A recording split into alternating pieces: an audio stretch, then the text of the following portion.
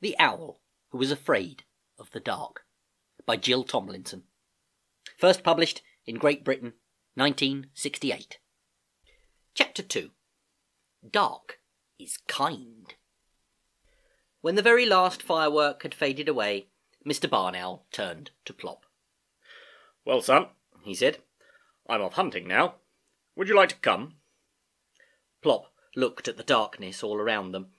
It seemed even blacker after the bright fireworks. Not this time, thank you, Daddy. I can't see. I've got stars in my eyes." "I see," said his father. "In that case, I shall have to go by myself." He floated off into the darkness like a great white moth. Plop turned in distress to his mother. "I wanted to go with him. I want to like the dark. It's just that I don't seem to be able to." "You will be able to, Plop. I'm quite sure about that." "Well, I'm not sure," said Plop. "Well, I am," said his mother. "Now, come on. You better have your rest. You were awake half the day." So Plop had his midnight rest, and when he woke up, his father was back with his dinner. Plop swallowed it in one huge gulp. "That was nice," he said. "What was it?" "That was a mouse," said Mr. Barn Owl. "I like mouse," said Plop. "What's next?" "I have no idea," his father said. "It's Mummy's turn now. You'll have to wait till she gets back." Plop was always hungry, and his mother and father were kept very busy bringing him food all night long. When daylight came, they were very tired and just wanted to go to sleep. "Bedtime, Plop," said Mrs. Barn Owl. "I don't want to go to bed," said Plop. "I want to be a day bird." "Well, I am a night bird," said his mother. "And if your father and I don't get any sleep today, you won't get anything to eat tonight." Plop did not like the sound of that at all, so he drew himself up straight and tall, well, as tall as he could, and he tried to go to sleep. He did sleep for half the morning, but then he woke up full of beans, or perhaps it was mouse, and he just could not go back to sleep again. He jiggled up and down on the branch where his poor parents were trying to roost. He practised standing on one leg, and taking off, and landing, and other important things that a little owl has to learn to do. Then he thought he would try out his voice. He tried to make a real grown-up barn owl noise. He screeched. It sounded like the noise a cat makes if you accidentally tread upon its tail. Plop was very pleased with it. Mrs. Barn Owl was not. She half opened one bleary eye. "Plop, dear," she said, "wouldn't you like to go down into the world again and find out some more about the dark?" "Now?" said Plop. "Now," said his mother. "Well, don't you want to hear my screech first? It's getting jolly good." "I heard it," Mrs. Barn Owl said. "Look, there's an old lady in a deck chair down there in that garden. Go and go and find out what she thinks about the dark." So Plop shut his eyes, took a deep breath, and fell off his branch. He did not get his wings working in time. He fell faster and faster, and finally plunged at the old lady's feet with an earth-shaking thump. "Gracious!" cried the old lady. "A thunderbolt!" "Actually, I'm a barn owl," said the thunderbolt when he had got his breath back. "Really?" said the old lady, peering at Plop over the top of her glasses. "I do beg your pardon. My eyes are not as good as they used to be. How nice of you to, drop in." "Well, it wasn't nice for me, exactly," Plop said truthfully. "I came to ask you about something." "Did you?" said the old lady. "Now, what could that be, I wonder?" "Well, I wanted to ask you about the dark. You see, I'm a bit afraid of it, and that's rather awkward for an owl. We're supposed to be night birds." "That is a problem," said the old lady. "Have you tried carrots?" "What?" "Don't say what. Say, I beg your pardon. If you don't hear the first time, I said, have you tried carrots? Wonderful things, carrots."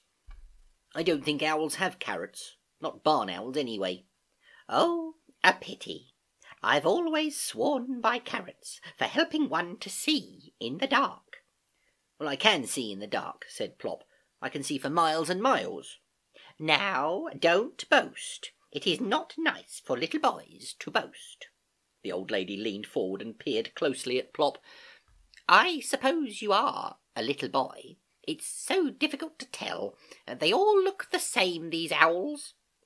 Yes, said Plop, I'm a boy owl, and I want to go hunting with Daddy, but he always goes hunting in the dark, and I'm afraid of it. How very odd, said the old lady. Now, I love the dark. I expect you will when you are my age. Dark is kind. Tell me, Plop said. Please, said the old lady. Such a little word, but it works wonders. Tell me, please, said Plop obediently. Well, now, the old lady began, dark is kind in all sorts of ways. Dark hides things, like shabby furniture and the hole in the carpet. It hides my wrinkles and my gnarled old hands. I can forget that I'm old in the dark. I don't think owls get wrinkles, said Plop. Not barn owls, anyway. They just get a bit moth-eaten looking. Don't interrupt, said the old lady. It is very rude to interrupt. Where was I? Oh, yes. Dark is kind when you are old.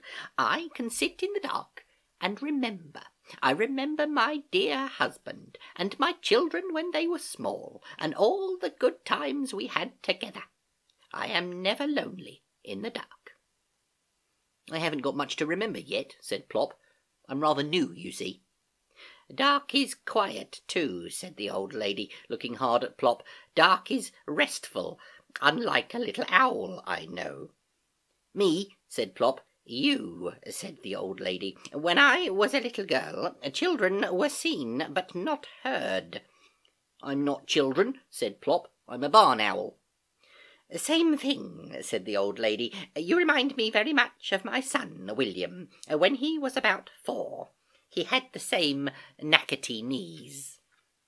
Are my knees knackety? Asked Plop, squinting downwards. I can't see them. My tummy gets in the way. Very, said the old lady, but I expect they'll straighten out in time. William's did. Now, I'm going indoors to have a little rest. Plop was surprised. I thought it was only owls who slept in the daytime, he said. Are you a night bird too? The old lady smiled. No, just an old bird. A very tired old bird. Well, goodbye, then. I'll go now, said Plop. Thank you for telling me about the dark. He fluttered up to the old lady's shoulder and nibbled her ear very gently. The old lady was enchanted. An owl kiss, she said. How very kind. Plop jumped down again and bobbed his funny little bow. Oh, and such charming manners, said the old lady. Then Plop took a little run, spread his wings, and flew up to the landing branch. Well, said his mother, the old lady said dark is kind. And what do you think, Plop? I still do not like it at all. Do you think my knees are knackety? Of course, said his mother. All little barn owls have knackety knees. Oh, good, said Plop. And what do you think the old lady said? She said children should be seen and not heard. Mr. Barn Owl opened one sleepy eye. Hear, hear, he said.